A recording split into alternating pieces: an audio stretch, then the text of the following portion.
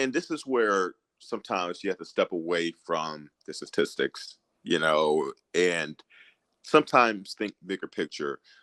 Out of four teams, based on what they have to overcome, their path to get here, doesn't Michigan start to feel and seem like a team of destiny here in a way? I just think that their path to get here, and Cincinnati's had a really good path, but I don't think they've had any kind of incredible win. I mean, Notre Dame was a good win, a solid win, but like an incredible win. Like, has Cincy really faced any true adversity this year?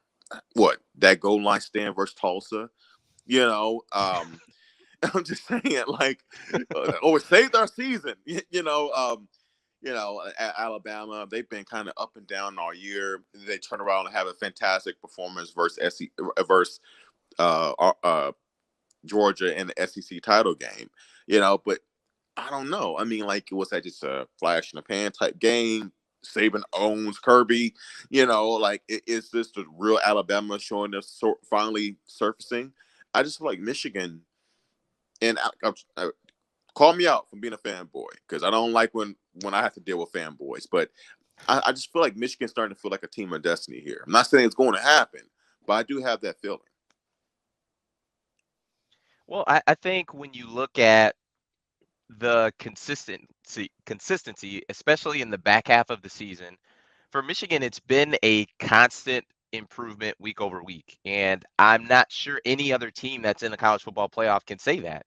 Yeah. You look at Alabama, they've had their struggles with teams that just record wise, you would say there's no way you should struggle with them. Cincinnati slept walk through a lot of their schedule. Obviously, Georgia had the losing to Alabama. So when you look at it, it's just for Michigan, it's been a constant improvement, and then the quality of opponent that they have played has gotten better, and so have they. Like, they've continued to get better and improve, even with playing really tough opponents. Like, Ohio State was a really good team. Iowa, for even my thoughts of them, is still a quality team, a quality opponent, and those were big wins and convincing wins, and it looks for Michigan, they almost did the quintessential what you want to do is when it comes to a championship run. You look at Michigan, in if you put on film of that Ohio State game and the Iowa game, that is a totally different football team than the Western Michigan game. And that's No. exactly what you want, is you want week one, right? You just want to continue to stack and build and improve from that week, and you want it to culminate now. And that's exactly what they're doing. Even with the Michigan State game, yeah, you lost that game, but it's not as if you just were unfocused and just got blown out. I mean, that was a close game that could have gone either way. So I would agree. I think Michigan has, when you look at the prototype of how if you could draw it up yourself, this is how it would look. Yeah, there's a lot to that. Whereas Georgia, despite Clemson being a little bit down, may have faced its toughest opponent. I think Georgia's toughest opponent is either Arkansas or Clemson. So if it's Clemson, that was week one. And for Alabama, maybe not their best opponent, was obviously the SEC championship game. But prior to that, maybe their best opponent combined with best performance would be against Miami. And that was in week one. And then their other really good opponents, other than Ole Miss, they really took care of Ole Miss. The other ones, Florida, Arkansas, Auburn, LSU, were all struggles. And man, if you really grind down that Auburn game, and Des, you know this, if Auburn just plays better clock management, Alabama's not in there. Well, I don't know what the committee would have done with Alabama. Let's say that game does not affect their performance the next week against Georgia, and they still do what they did against Georgia, but they get 2 losses. I guess they're still in the playoff. Is probably the 4 seed then, and we just flip things around. Maybe Michigan Bama's the 1-4 game or something, but so they still would have been in the playoff as the SEC champion. But man, they had no business beating Auburn. It was impressive how they pulled it out. going 97 yards. Bryce Young was impressive. Yes, he was impressive. I guess the defense was impressive, although Auburn was playing with a one-legged quarterback. Yes. It was. He couldn't even do a handoff. And the poor guy, like every time he would turn around and hand the ball off, he would be like he's limping through it. I'm like, come on here, like. I'd like to think you would just put in a different guy. I mean, but I don't know. I'm not I'm not on the sideline and understanding the difference of those guys. But yeah, I mean, if you've got a guy who can barely do a handoff, then yeah, I'd like to think you'd pull him out. But that's just me. It's just Michigan's, like I said it before, and this was my part of my argument, or the main meat behind my argument for Michigan being the number one seed was that they just played the better football down the stretch here. The stronger opponents and a more consistent level of football, right? And and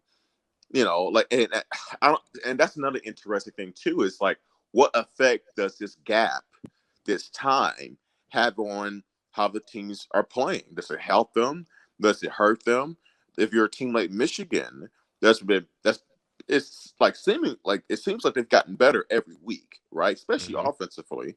Does this hurt them, right? Because now all that rhythm and timing and good feeling that they built into that locker room, does it kind of die down a little bit? Does that juice, that energy, and that excitement kind of, naturally? Because think about it.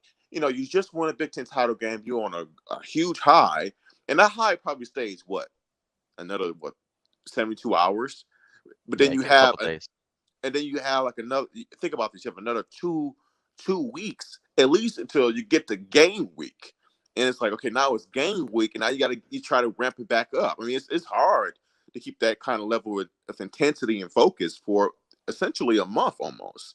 So it's like, that would be interesting to see for a team playing really good like Michigan. On the flip side, a team like Alabama that is coming off an impressive victory, but before then was really kind of limping. So are they able to, how does that affect them?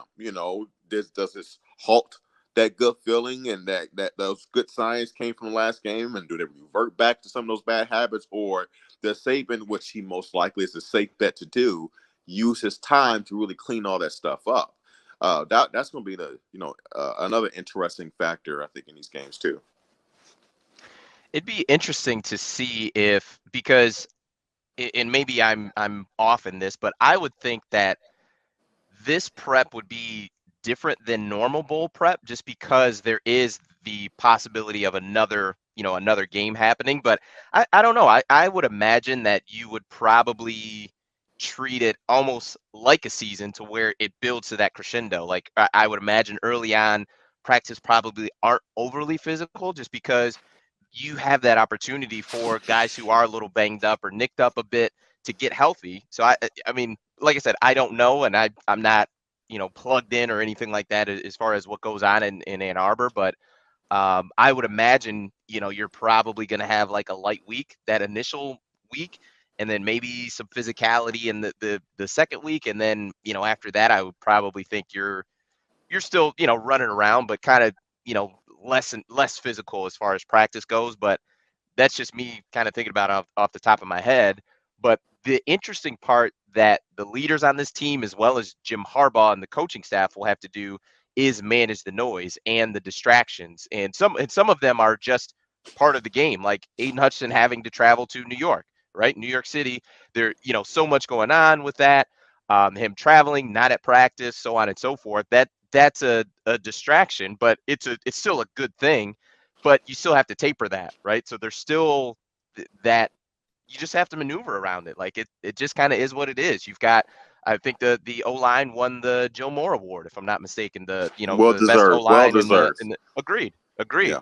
But that comes into play too. So there's just a lot going on that is a byproduct of football and how you've played this year that you have to manage, and that seeing how the leaders on the team and the staff will manage it it'll be an interesting facet of what we see next week.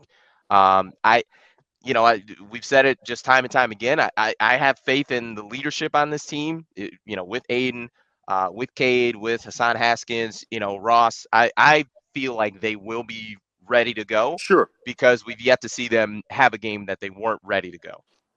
Yeah. Yeah. But you still never know. I mean, so we'll see. We'll see.